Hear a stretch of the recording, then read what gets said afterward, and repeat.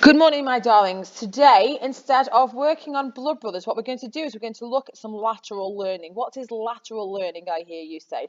Lateral learning is expanding our understanding and our research and our general knowledge in line with the topic that we're studying, or the text that we're studying. So we're looking at Blood Brothers. So what you need to do is you need to go into the S drive. Let me just show you where I put these things, guys. Into the S drive, into English, into work to do if you can't come to school, into Miss Hine, because that's me, your classroom, your classroom, behave. Okay, and then what we need is these two here. We need the toxic riots article, and we need the one above it as well that says common lit teenage brains are malleable. What does malleable mean? Moldable, flexible, not rigid, not set in place like set in stone. Okay, so this is what we need to do, and I know this is going to take a long time, but the toxic this one, the article here, what I need you to do is I need you to read through it. And yes, it is 13 pages, but it gives you great contextual knowledge to do with the setting and time of Blood Brothers.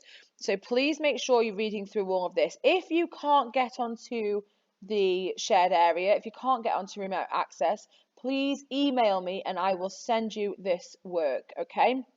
So I need you to read through all of this, please.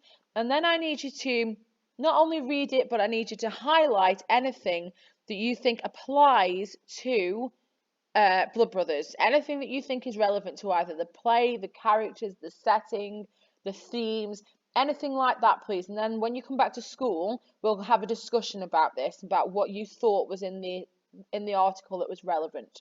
Okay, so that's the first one. And then the second one is this one here, this PDF. So again, if you can't see this for whatever reason, you should be able to if you're getting into the remote access.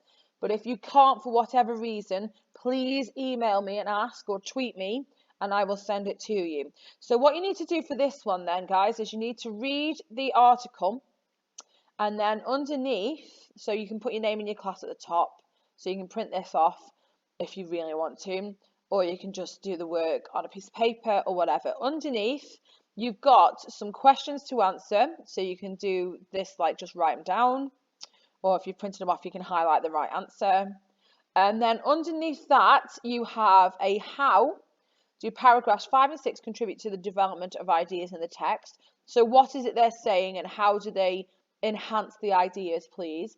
And then what I need you to do, and all of these things should have taken you 3 hours today. So this will be your work for the entire day, and anything that you haven't completed yet from last week and yesterday.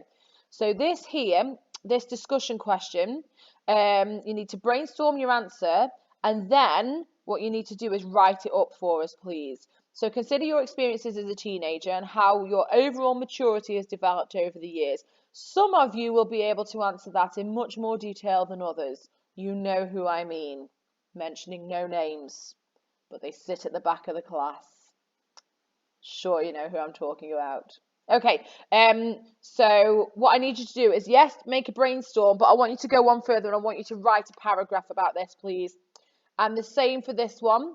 In the context of the text, this means not Blood Brothers, this means the text that you've just read, the article. What does it mean to grow up? Is growing up experience predominantly in the mind?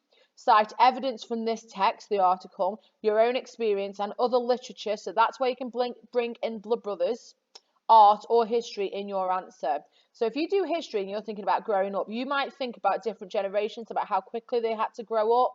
So you might think about Mickey's generation, you might have to think about Mrs. Johnson's generation who lived through the war maybe, stuff like that, okay? So this could be a really detailed answer for you to be able to compile. And then the next one, which is the last, in the context of the text, what makes you who you are? How significant is the development of your brain to who you are? How permanent is it to who you are? Does it change dramatically with the development of your brain? If your brain doesn't develop, are you stuck at being 4 years old, for example? Okay, so that is your work for today. That's quite a lot, and it should take you 3 hours. It should take you all of the 3 hours. If it doesn't, you can always email me for more work, or you can make sure that you have completed all the work from last week and yesterday, please. And if you are still struggling, there is still stuff on Seneca. Well done to those of you who've already done it. I'm so impressed with how many minutes and hours have been spent on there. Well done. Or you should also probably start to look at the Romeo and Juliet stuff on this channel as well, because I don't know what all of you did, and I don't know what all of you didn't do, because those of you who are in different classes, etc. So have a look, because there might have been some stuff that was missing, or have a look because you might not have done the stuff and you should have done. Okay, there is plenty to be done. If you need any help, if you're not sure, as usual, you can tweet me at Miss Hine English, or you can drop me an email. These are in the S drive for you, waiting to go. So grab them and do your work. Okay, stay safe, wash your hands, stay indoors, like and subscribe. Jokes. Obviously, well, I'm not. I mean, yeah, no, it's up to you. I don't care. I mean, I do, a little bit. Yeah, have a good day, work hard.